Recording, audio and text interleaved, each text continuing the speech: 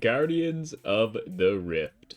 You might love it, you might hate it, but chances are you have to be here for one reason or another. The Raiments of the Eye outfit is absolutely busted when it comes to gaining extra runes when you runecraft, and honestly, this is the only good way, really, other than Arania Altar, to get you to 77 runecraft for the AFK Zaya runecrafting methods.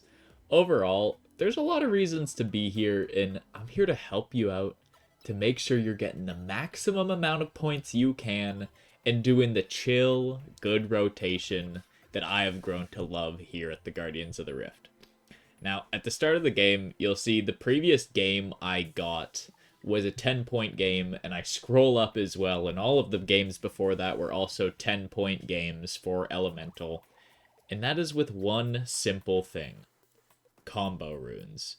If you weren't aware, combo runes have a 50% multiplier on the amount of energy that you attune when you craft them at the Guardians of the Rift.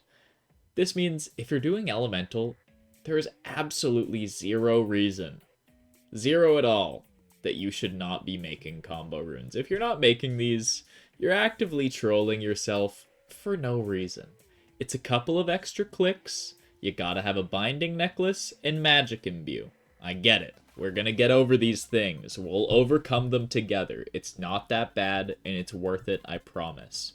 So once you have these things, you're on the Lunar Spellbook, you've got your Fire, Water, and Astral runes ready to go. You've got 2 types of elemental runes in your inventory so that you can make your combo rune. What I do is I pick a particular combo rune that I want a lot of on my Iron Man. Right now I'm crafting mud runes. For that you need water and earth.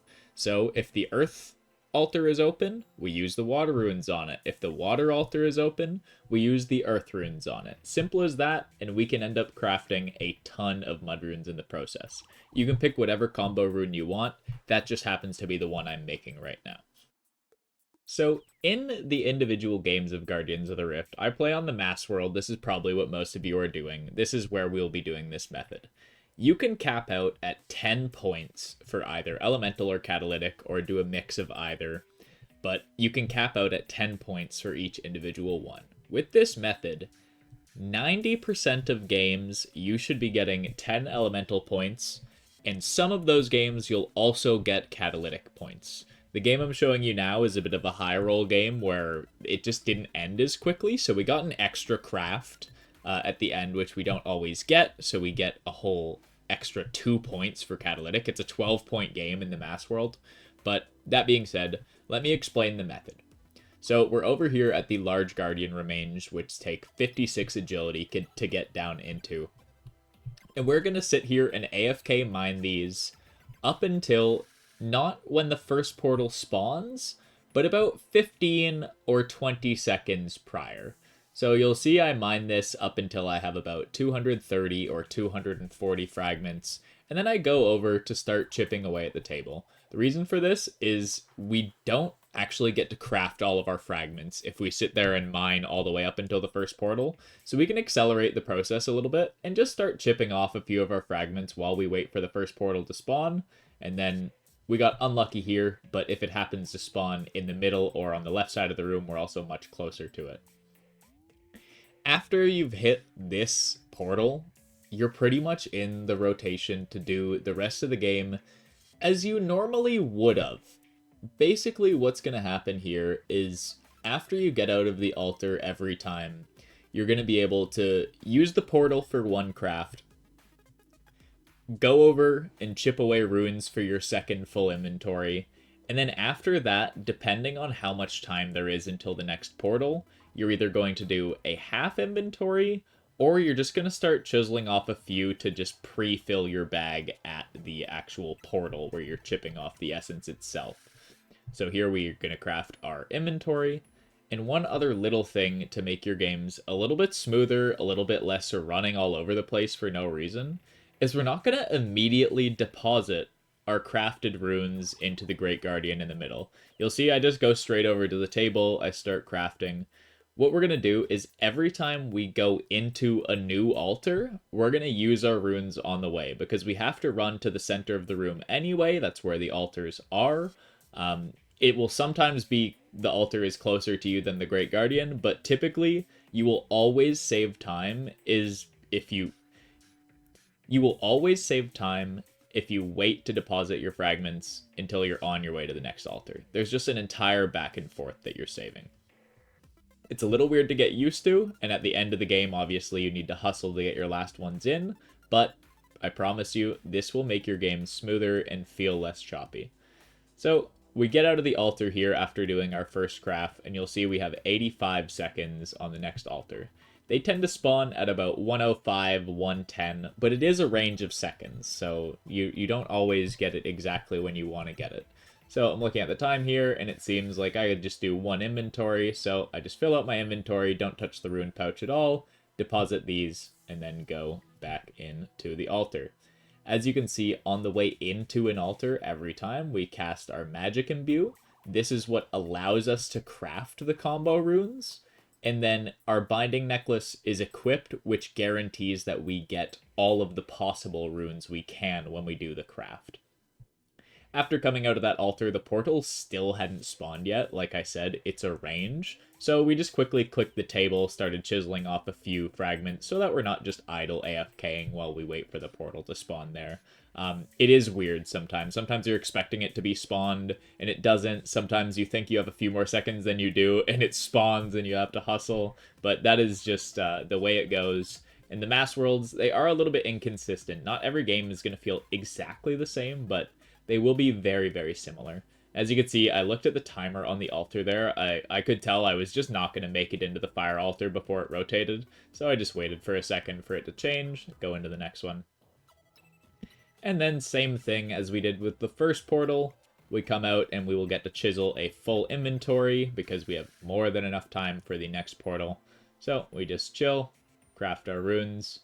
You can put your runes into your rune pouch without stopping your crafting whatsoever. You just have to make sure you do the 2 clicks within the same game tick and your character won't idle. On top of that, I've noticed I don't ever have my runes get picked up from me. So if you're on an Iron Man and you're making a few of the odd combo runes that aren't going into your pouch, like you see those mist runes there, I, instead of depositing them, just drop them on the floor, and then I pick them up at the end of the game. It saves me some ticks, and I don't have to run to that little blue deposit thing. It's not too bad. Also, if you're not that down bad for the combo runes, you can just leave them there. It's not that many. Like, the bulk of the ones you're crafting are the mud or the smoke or whatever good combo rune that you're choosing to craft the bulk of, so it is fine if you leave them there, but hey, you can pick them up at the end of the game if you're really that down bad. And then same thing here as we did with the first portal. We see the portal timers in the yellow. It's getting close to being a new portal. But I think I have a bit more time than I did on the first one. So I do like a inventory and a half kind of thing. And then we'll fly on over to the Guardian. I completely miss the altar there. And I also notice that with that dump, I'm fully capped on my elemental points.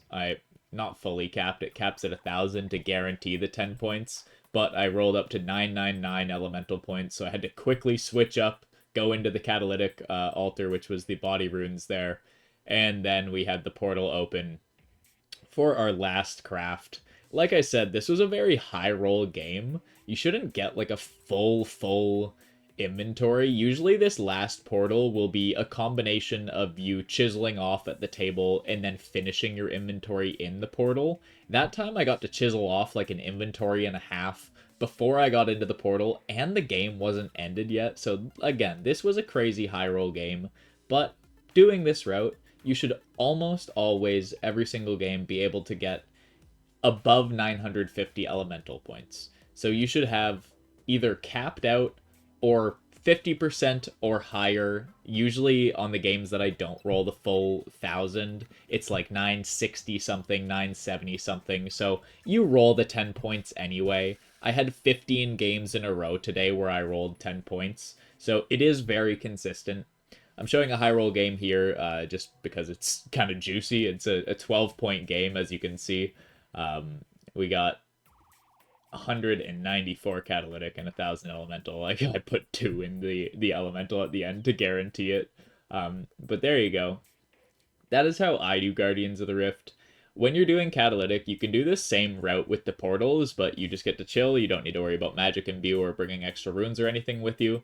And you end up getting in between 7 and 9 points a game. It is pretty consistent as well, just varying dependent on how good the mass worlds are flowing, how long the games are lasting, how many points you'll get per game.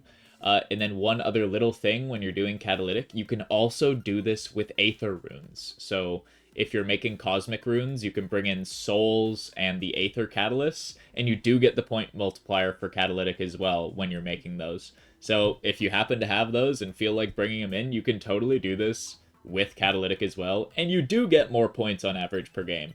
You have 2 extra things in your inventory, and you have your binding necklace, but you don't use that many charges per game, so you only refresh a binding necklace every few games.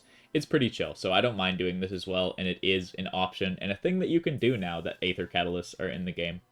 But either way, I've been Two Factor. If you enjoyed this, if this helped you out on your Guardians of the Rift grind at all, hell yeah. And if you aren't already, please do leave a like, subscribe, comment what you want to see more of, boys. I'm really enjoying making these videos. Still sorry that there's been a bit of a slowdown in the uploads. The new episode of The Endgame will be coming out soon as we got our smithing done and all that jazz. We're maxing. It's a slow grind. You know how it goes, but we will get there in the end. I appreciate y'all. Drink some water, touch some grass, and kiss a homie. And I'll see you in the next one, boys.